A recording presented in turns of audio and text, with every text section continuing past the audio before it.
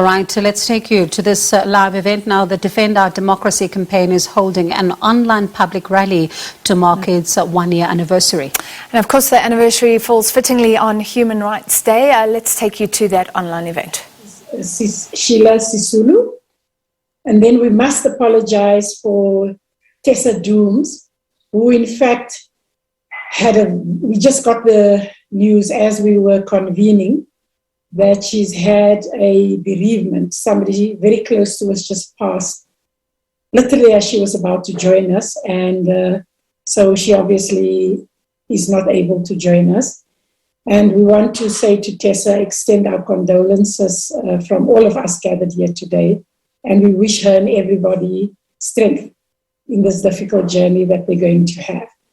And then in addition to Sis Sheila, we have our esteemed advocate Katoibi Tembeka and Vali Mosa, long-time activists from the 70s in student politics on a very long journey, as indeed Sheila is.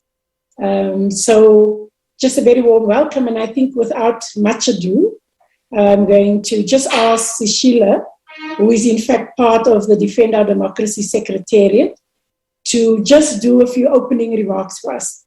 Sheila Sisulu, over to you. Yeah, I've just unmuted myself. Thank you very much, Cheryl, for that introduction, and to say hello to everyone on this very gloomy Human Rights Day in Johannesburg. I don't know what the rest of the country is like, but I'm glad to be here and to participate in this rally. Yes, as Cheryl said, it's a year since the Defend Our Democracy was launched.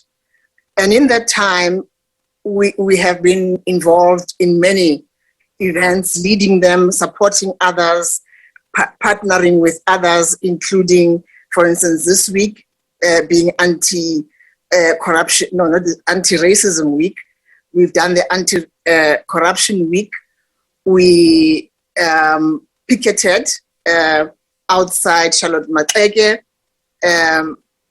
because of how it's taken so long to repair that hospital and admit people.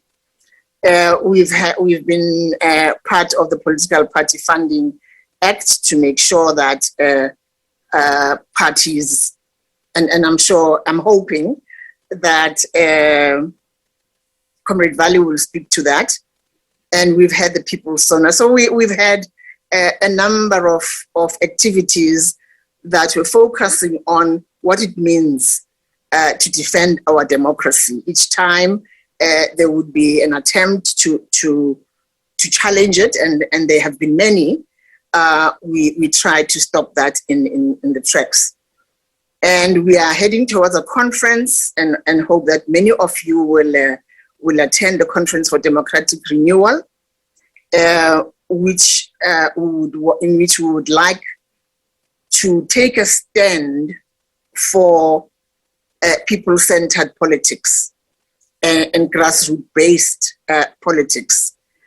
I think one of the errors all of us made from 1994 was to outsource our power to elected officers, to government officials, and thinking or believing they will do what they were supposed to do according to the Constitution. And as I was thinking of that, I just wondered to myself, if one were to do a little poll of the elected officials, and I will dare say beginning with the president, who was part of formulating the Constitution, right up to your local ward councillor, and you said to them, what is the opening line of the preamble to the Constitution? I don't know how many would be able to tell you that it is we, the people of South Africa. And how many of them will tell you that in that section of the Constitution, it says very clearly that having been elected freely, they are the custodians of the Constitution. I don't know how many would actually get to that. And being a Human Rights Day, I don't know how many of them would be able to tell us the basic tenets of the Bill of Rights. It just occurred to me that with all the irresponsible statements, with all the claims of what the Constitution is or is not and what needs to happen, I don't know how many of them have actually read the preamble and the Bill of Rights.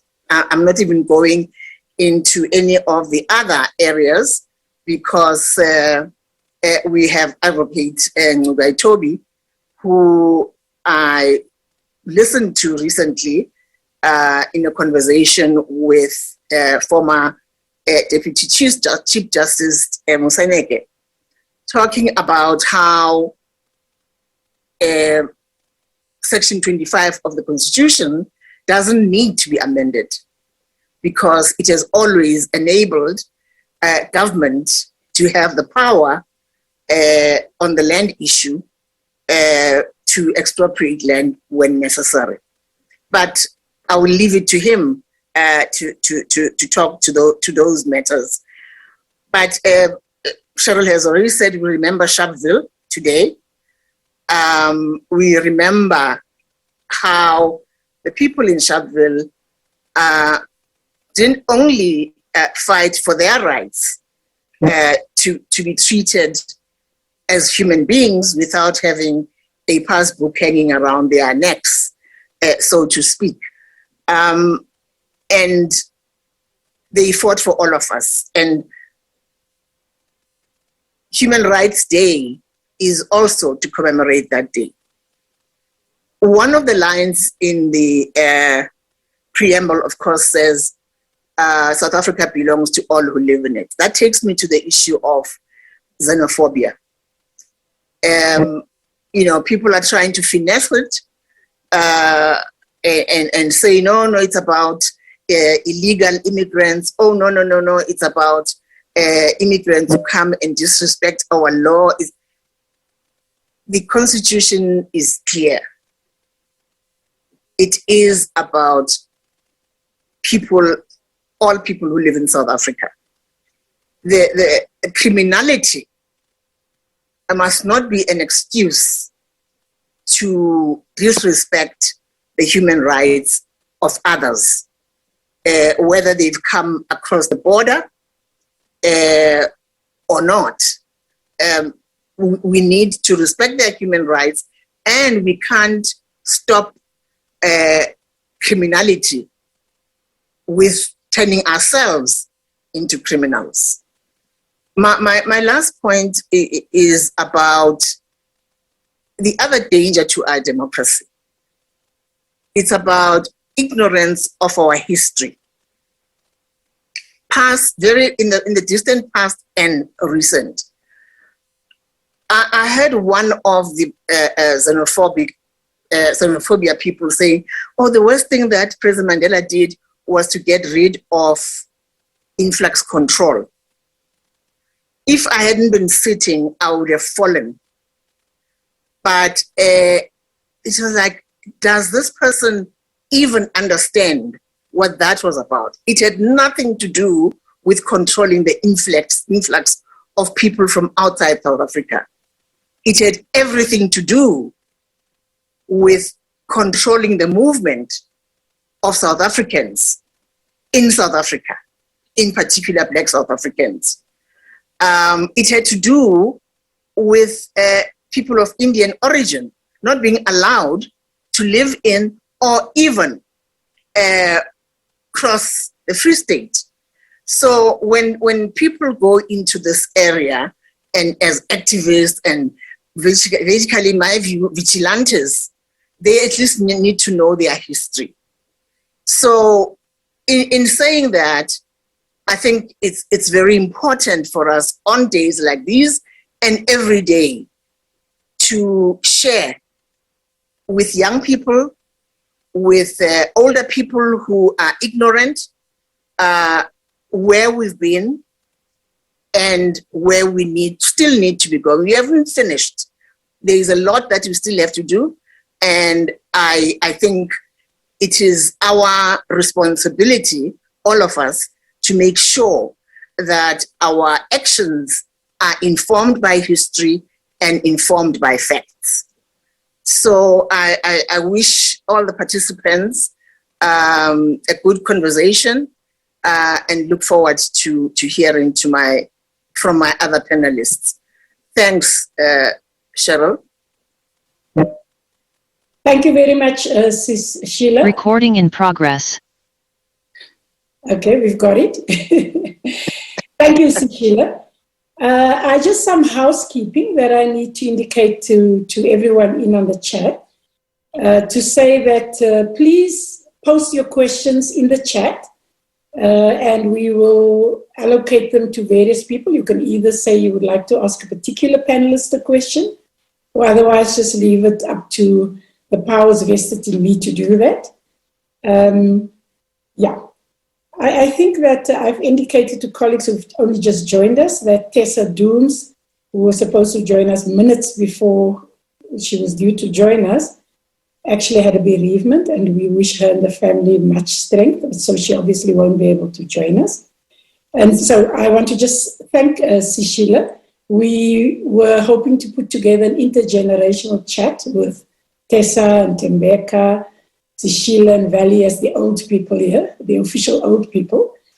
So we won one person down on the younger generation, but there are lots of you on the conversation, so please don't join us. I think we also want to say that this year has been a terrible year for South Africa and the world, but it's also been a year where we have witnessed the power of action by civil society, which was our primary objective when we launched the Defend Our Democracy campaign a year ago. And we've seen civil society bring to book some of the perpetrators and some of the violators. And we do need to salute those amongst us who have used instruments or institutions which have in fact been created through the democratic process and have put this to good use by using laws, of which of course our highest law is the Constitution itself. People have used our courts. And in particular, we want to remember those who have been murdered, whether it's in land rights activism, whether it's in anti-corruption activism. And then, of course, I think it's also appropriate for us to salute the civil society organizations who are part of us in this loose coalition that we have. And I'll just mention a few, which is a very dangerous thing to do. But Section 27, who's in fact brought to us some of the airings we're hearing at Life Esidimeni at the moment, and we wish everybody involved with the families primarily lots of strength for the third time they're having to go through it. Our comrades and colleagues from Abahlali, and we note the fallen who have been murdered in their stand around various acts of unlawfulness and violations. Outer, Corruption Watch, Equal Education, and the various foundations. I do think it's important because we started off a year ago thinking of how we could collaborate and put all our efforts together. So whilst we remain concerned, angry, and determined, I hope that the session will also enable us to reflect on the learnings, how we can do what we've done better, the progress and the new opportunities that exist for the next year, so that we can keep moving forward and that we can, in fact, keep on building and strengthening our democracy. Because I think what we're learning and what we have learned and what we need to learn more is democracy is not a spectator sport. And we are not there. It's going to mean we just have to keep on rolling our sleeves and keep on keeping on. Sheila, you were referring earlier to a panel with Advocate Mukaitoibi and former Deputy Chief Justice. When Justice Moseneki said to me, "How are you?" And I said, "I'm not okay, actually. I'm hopping mad." But I think it is important for us as we are hopping mad to remember that since last year, we have actually started to bring some accountability and some order. A long way from ideal, but hopefully we can get there. So colleagues, it is my pleasure to in fact introduce you our next participant, and that is Vali Musa, who said I know how much he hates long CVs and all of that, so I'm not going to do that. But just a brief run, Vali has of course been an activist since the 70s in the Black Consciousness Movement, SASO, through into the UDF, the Anti-President's Council, went on into government, was a minister in various ways, some of which is being put to good use now, his experience there. Vali was the Minister of Constitutional Affairs, one of the portfolios he held, and the other one, which I remember him for very strongly, that is also taken into his activism, is in fact, he was Minister for the Environment and Tourism. And in both, so Vali, I won't mention the other ministries you were associated with, but in both the environmental affairs and in fact in that constitutional one, to this day, Vali carries on with activism in those two sites of struggle. Vali has recently been very much close to the process that shepherded the Political Party Funding Act. That's now the law, that parties across the board are not quite sure what they want to make of it. And Vali will be happy to speak with us on that if needs, and hopefully we'll speak a bit about that. But he's also got, at the moment he's involved in looking at a matter which has caused us great vexation, and that is electoral reform, because we understand that our learning of the 25 years of democracy has said to us that we really need to look seriously at how accountability can be strengthened through having this. So I ask you to join me in welcoming Vali Musa, currently very much a political activist. Vali, over to you. Thank you very much, Sis Cheryl, and greetings to everybody who is present. And my congratulations to the Defend Our Democracy movement for organizing this meeting, and also for all of the work that you have been doing over the past year.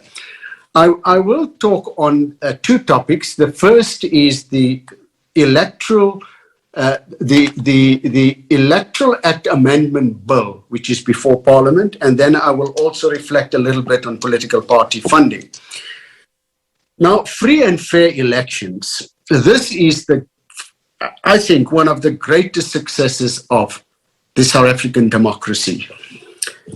A new electoral system is currently under consideration by Parliament, and we should all be alarmed because it places this monumental achievement of free and fair elections, the great achievement of our freedom struggle, at risk. The proposed new system is complex to understand, complicated to implement, and less fair than the current electoral systems of national, provincial, and municipal government. The right of the people of South Africa to choose their own government is the constant heartbeat that keeps our democracy alive.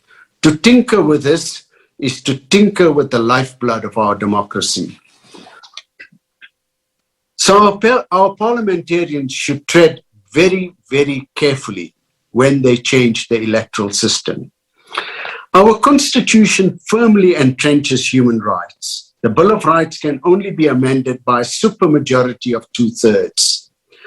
But the Constitution, in its very first clause, has a set of values, and it refers to them as values, which occupy a status higher than the Bill of Rights.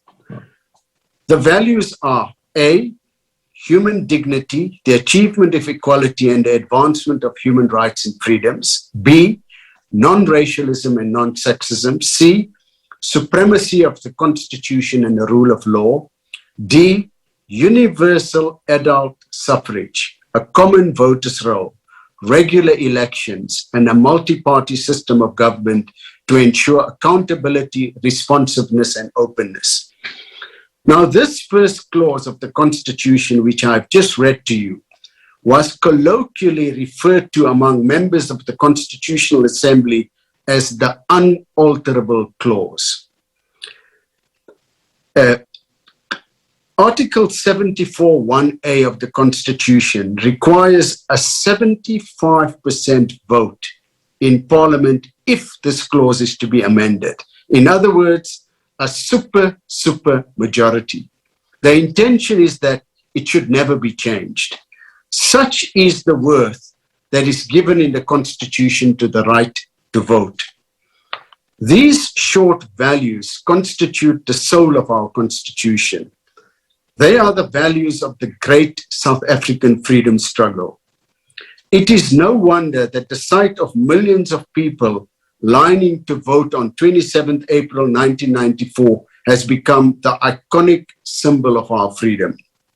Fiddle with the right to vote thoughtlessly or temper with it for narrow party political advantage if you want a mass rebellion.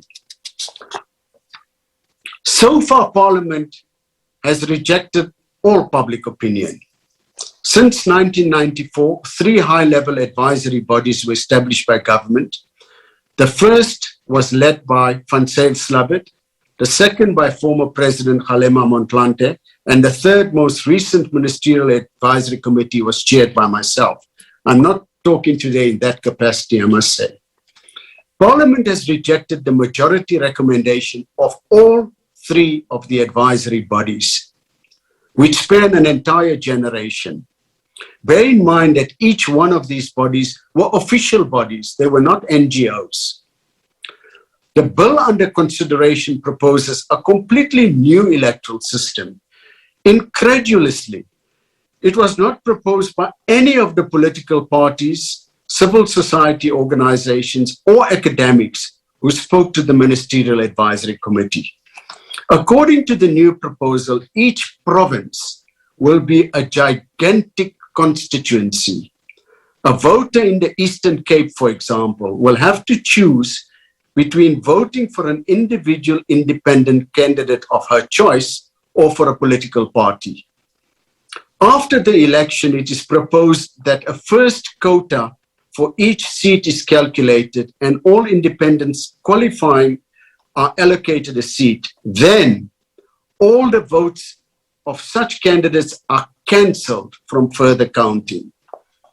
A second quota of a smaller size is determined again, and those independents that qualify are allocated seats. The votes that were cast for the second round of independents are then cancelled. After these 2 rounds are completed, the remaining seats are allocated to political parties by means of a third quota. The proposed system constitutes a disaster in waiting on a number of grounds. Firstly, it is a completely new electoral system, not backed up by any literature or analysis. Not a single political party, including the majority party, has published an analytical paper explaining the wisdom of the proposed new system. This is a system that does not exist anywhere in the world, perhaps for good reason. Without any political analysis and without any mathematical analysis, the risk of unintended consequences are very high. Secondly, it violates the constitutional requirement of proportional representation. Votes cast for independent candidates above a certain quota are discarded, removed from the count. Gone is the now long-held strength of our electoral system that every vote counts. Thirdly, it is so complex and complicated that hardly anyone in the political leadership of our country seems to understand it. I have personally spoken to a number of them. Not only are they unable to explain the thinking behind the proposed system, many have no knowledge of it. Believe it or not, that's the case. It would be safe to assume that most ordinary members of the EFF, DA, and ANC have not been consulted on the proposed system. A system shrouded in mystery provides fertile ground for Trump-like claims of being cheated. Fourthly, the principle of one person, one vote of equal value is disregarded. A voter can either vote for an independent or vote for a party list. If the voter puts an X next to the name of an independent, she gets to influence the filling of one seat in Parliament. If the voter votes for a party list, she gets to influence the filling of up to 80 seats, if we're talking about the Eastern Cape. Makes one think of P.W. Botha's tricameral parliament, in which Dalits and Indians were given the vote, but just not one of equal value. Fifthly, in this complex system, the name of every independent candidate from anywhere in the Eastern Cape province and each political party will feature on one ballot paper. If the constituency is to be as large as the province, the ballot paper will run into many pages. In the 2021 local government elections, there were a total of 11,237 registered candidates for the Eastern Cape. These are properly registered candidates. Even if a mere 10% of these run as independents in the national elections, there could be over 1,000 independent candidates in the Eastern Cape. So even with a fairly stringent requirements for candidates to qualify, the numbers will be large. Imagine the situation where a voter in the Eastern Cape is confronted with a ballot paper containing 1,000 or 1,200 candidates. Some proponents of the new system suggest that the number of independent candidates can be reduced by setting extremely onerous requirements for independents to qualify. It has even been suggested that a candidate should be required to collect up to 20,000 signatures. The candidate will have to properly administer this so that the identity of each signatory is properly verifiable in a court if need be. Frankly, only a super rich candidate will be able to afford the administrative machinery to put together all of this in meticulous detail. In short, the ordinary candidate will simply be disenfranchised. A sixth point to make is that when a vacancy occurs, the by-election will have to be held in the constituency, which is the province. So there will have to be frequent provincial elections. Any system that results in frequent provincial elections is frankly ridiculous. And the final glaring observation is that the constitutional principle of proportional representation will not be adhered to. All this complexity and obfuscation to feed the mortal fear our political parties have of granting voters even a tiny modicum of any kind of direct representation. That's my comments on what's before Parliament currently, and I do hope that it doesn't see the light of day. I don't think it will, frankly. It's just for the reasons that I've given you. I'd like to make, Sir Cheryl, just a few comments on the Political Party Funding Act, because there's been a lot that's been said about that in the media recently. When our constitution was adopted by the Constitutional Assembly in 1996, it had phenomenal strengths. I mean, it's a great constitution, but one of the glaring weaknesses is that it did not regulate the lives of political parties, nor did it create any regulation that deals with money and politics. And this has been a great weakness. We had always thought at the time that after the constitution is adopted, perhaps Parliament will do something about it. But it didn't happen. And then during the time of state capture, in other words, during the time of the Zuma administration, when the country was so concerned about many things, Parliament did adopt finally what was referred to as a Political Party Funding Act.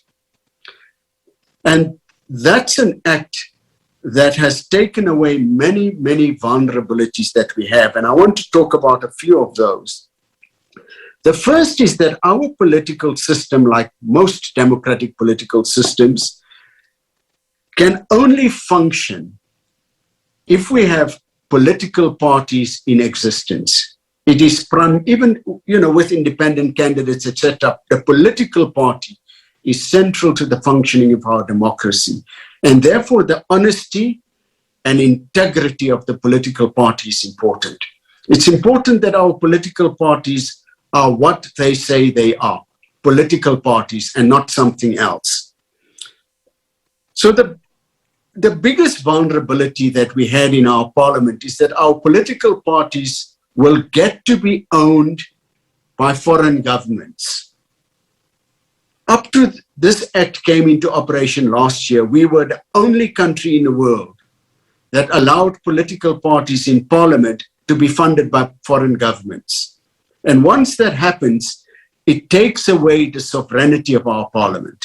It takes away a parliament which is owned by the people because it begins to be owned by foreign governments.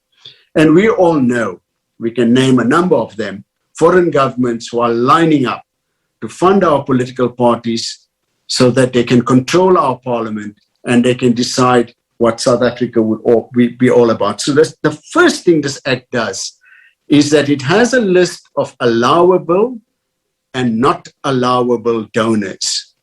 One of the not allowable donors is foreign governments and foreigners.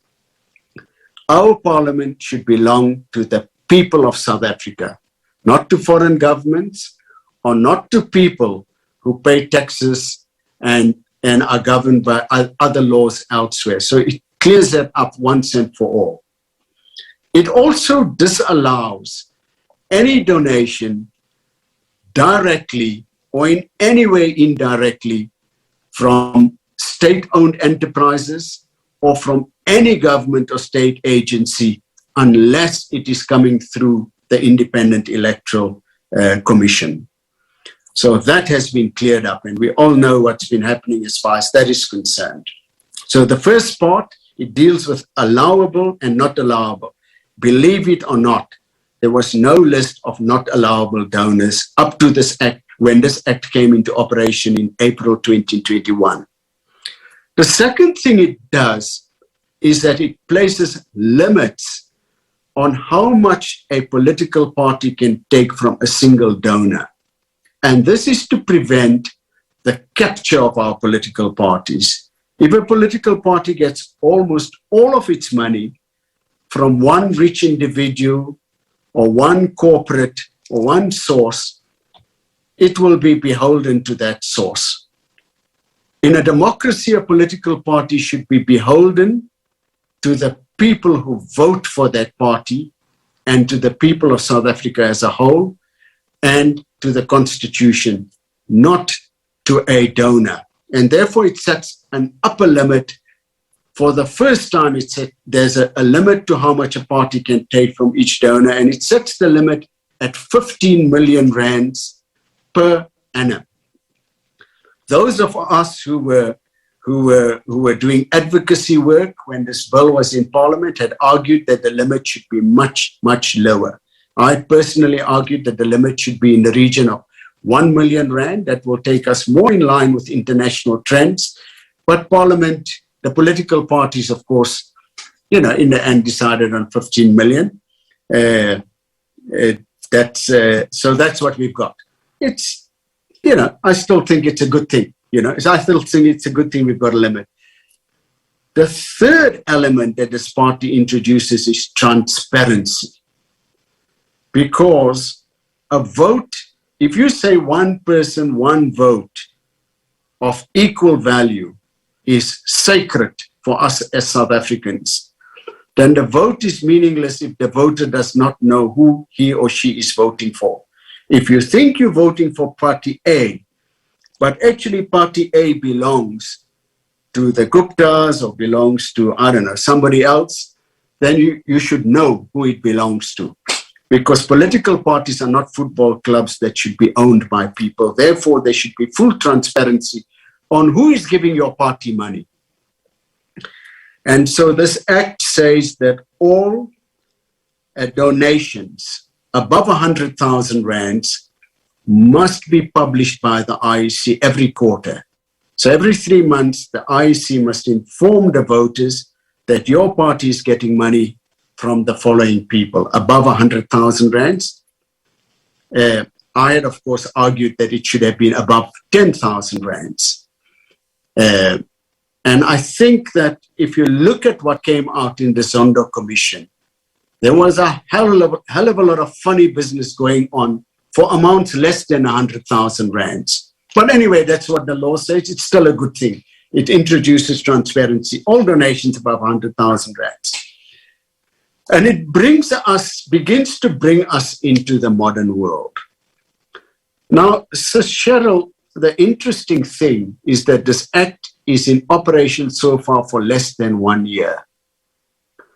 And the political parties, and I'm not just talking about the ANC, the political parties in Parliament, because remember the DA, when Parliament was discussing this bill, the DA argued that there should be no transparency whatsoever. They said that their policy is opposed to any kind of transparency. So all the parties are now arguing that the bill is problematic, etc., and they want to change the limits. They want to increase the 100,000 rand to a much bigger number. So they're saying that you should only have to declare amounts less than a few million rands, and the 15 million rands, they seem to want to increase that to about 100 million rands they can take from each. If these limits are changed, frankly, the act is as good as having been repealed. This is a great danger that we face, and anybody who's interested in the human right of the right to vote and is interested in defend our democracy is well advised to keep your antennas up and speak up before it's too late. Thank you very much. Thank you very much, Vali. Much food for thought there. And I think the biggest thing is that we all often feel Parliament and our lawmakers are not doing enough. And what Vali said, there are two pieces of legislation which are quite critical that in fact we ourselves in this forum had raised for years now, calling for transparency around this. And so my question is to all of us here on the platform is to say that whilst the Constitution has inbuilt requirements for public participation, how many of us have actually used those? Because in the passing of these pieces of legislation, such as the Reform on the Electoral Act and the recent one the funding of the political parties, which is now law, and then this one that's under debate, and clearly as Vali has indicated, whilst the funding bill is in its infancy, it's not even a year old, and so many of the parties, most of the parties in Parliament are already attacking it. And I would venture to say, maybe it's because none of us have actually come out sufficiently in support on that. And we are now in the process of the electoral reform bill. The challenge really is, please, can we step up and make sure that we make our voices heard? Because as Vali said, this is contested terrain. And I think it's a good segue into Advocate Dukaitoibi's one of his biggest intellectual contributions in the overall jurisprudence in our country has in fact been around the fact that he's challenged us often about the fact that in our Constitution, there are incredible powers, limitations, and compulsion to accountability, which is just not invoked either by our lawmakers or by civil society. Advocate Dukaitoibi is one of our, and he always gets a bit all shy about it, but I want to assert that he is one of our greatest jurists at the time. We've seen him in action on a number of matters which has come before the Constitutional Court. And he's been an activist all his life. And I may also add, he did his clerks, his internship, his law clerking at the Constitutional Court of South Africa. So over to you, Advocate Dukaitoibi. Thank you, Cheryl. I'm very pleased to be invited here, and it was a pleasure also listening to Vali on the electoral reforms. given my own involvement in that case, I'm going to watch with interest if there will be a basis to challenge the amendment as unconstitutional. My topic today is to talk about why constitutionalism, the rule of law, and human rights require renewed political activism. I should start by discussing these topics, constitutionalism, the rule of law, and human rights. My primary concern with South Africa's democratic project at this stage is the gap between the promise of the Constitution and its enforcement or implementation.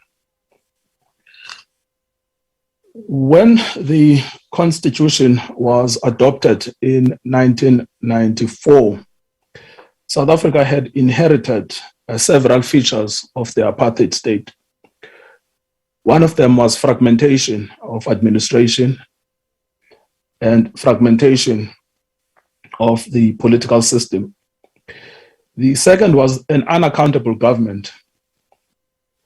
The Sharpeville massacre is one of those, where approximately 45 policemen were in fact involved in the shooting, but they were nevertheless not held accountable. The third one was the exclusion of the majority of the population from enjoying rights of citizenship. And the fourth was racialized inequality. The Constitution was adopted in order to overcome these features of the apartheid state. It did so in several ways. I want to highlight only four. The first one was by imposing the Constitution as the supreme law. And this is crucial, and we should never overlook its significance. Because instead of the politicians in parliament being supreme, in this country we have the Constitution itself being supreme. And the interpretation of the Constitution that is regarded as final is the interpretation given by judges, not the interpretation given by parliament, which is a radical departure from the parliamentary system that was in vogue under apartheid. The second feature of the Constitution is a guarantee of formal and substantive equality. It was a unique attribute of the apartheid government that it was founded on inequality, but our Constitution guarantees both formal equality in the sense that we are all equal before the law, and substantive equality in the sense that we should socially, economically, and politically all be equal. The third, which is supportive of the second feature, is socio-economic rights. Very few constitutions across the world will contain a promise that the government will guarantee access to adequate housing. It will guarantee access to adequate health care. It will guarantee access to adequate social security, access to food, access to land. But our Constitution does. And in this sense, it stands apart from many constitutions in the world. And in making this point, I don't argue that it therefore means it is the best, but it is certainly distinguishable and stands apart from comparative constitutions in the world. And the fourth feature of this constitution is that in addition to the elected institutions, and in addition to the judiciary, it imposes institutions to support constitutional democracy. And those institutions that are imposed to support constitutional democracy have vast powers. And those powers sometimes mean that their decisions are binding on the government. An example here is the Public Protector, the Human Rights Commission, the Commission on Gender Equality. Those are institutions that are intended to safeguard and uphold the democratic system, but they operate outside of the elected parliament and outside of the elected executive. and alongside the judicial system. So how have we fared then, if these were the promises and this is the world in which we inherited? The promise then of the Constitution was that there would be a gradual move towards egalitarianism, towards equality. But if we are to be frank, that promise has not been fulfilled. The formal and substantive equality has not been met. Instead, this is what has happened. The economic upper echelons have deracialized at a remarkable pace. They have created a superclass, but poverty at the bottom half of the population has become entrenched and perhaps multiplied. And over the past 25 years, what we have seen is the enrichment at an incredible speed of the 20% of African households through schemes like the Black Economic Empowerment and, correctly, through the professionalization of the public sector. But at the same time, that development, which is the deracialization of the upper classes, has taken place alongside the impoverishment of the bottom 40%. And that bottom 40% is not deracialized. It is not multiracial. It is almost exclusively African and colored, that bottom 40%. And so the income of the top 20% of African households, and that's approximately 6 to 7 million people, has in fact over the last 25 years increased by more than 60%. And that is a good thing. But the income of the bottom 40%, and that's approximately 20 million people, has declined by the same percentage, 50 to 60%. Of course, this picture might generate some cynicism about the emergence of the Black elite. My point is that without the deracialization of the upper classes, the idea of a new South Africa would simply not have been possible.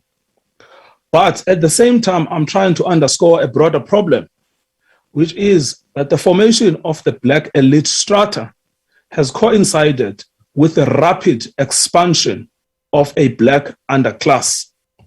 And so current discourses, and one of them, and the World Bank is to blame for this, and its research recently has shown that South Africa still occupies the distinctive status of being the most unequal country in the world, and perhaps most unequal society rather than country in the world. A debate about racial inequality, therefore, always obscures the reality of the growing African underclass. And it is that growing African underclass that threatens the economic prosperity of the deracialized and super wealthy upper class. That is the greatest challenge facing constitutionalism. If you impose an advanced legal system on a society with such levels of inequality, you are creating a recipe for disaster. What should we do about this? My concern has been that the language of constitutionalism has been appropriated by lawyers. I say that as a lawyer myself. But constitutionalism does not belong to the lawyers. The document called the Constitution has become a legal document, but its origin is a political statement of claims. All constitutions originate from political claims. The most important political claim of the 20th century has been the claim towards equality. So, what that means is that the primary obligation to interpret and implement the Constitution is that of the executive. Let me repeat this because it often gets overlooked. The primary obligation to interpret and implement the Constitution is that of the executive. Parliament is required to create a framework through laws for the implementation of the Constitution by the executive. But if we are to be fair to each other, the last period, perhaps 15 years, what we have witnessed is that the people that are at the forefront of violating the Constitution are people that occupy the executive role in this country, from the president right to the entire cabinet, which is a distortion of the expectation under the Constitution. The second category of persons we have witnessed as violating the Constitution has been Parliament. Parliament has violated the Constitution in two ways. The first one is through omissions.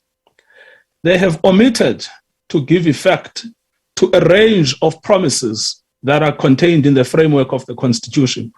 One of them, of course, that is the Defend Our Democracy campaign holding an online rally there, and that's Advocate Thembeka Toby focusing on the Constitution. Of course, it comes into sharp focus, Francis, on a day like this one, as a lot of talk continues to center around human rights and the human rights violations that we are seeing, be it through corruption or any other forms. Yeah, and one of the debates we've seen of late is almost 3 decades into democracy. To what extent has the Constitution failed to deliver human rights, or is it more about the institutions and the government that should be delivering basic services to the people? Also talking about the electoral laws. There's a change on the cards. Some interesting analysis there, but that's where we leave it.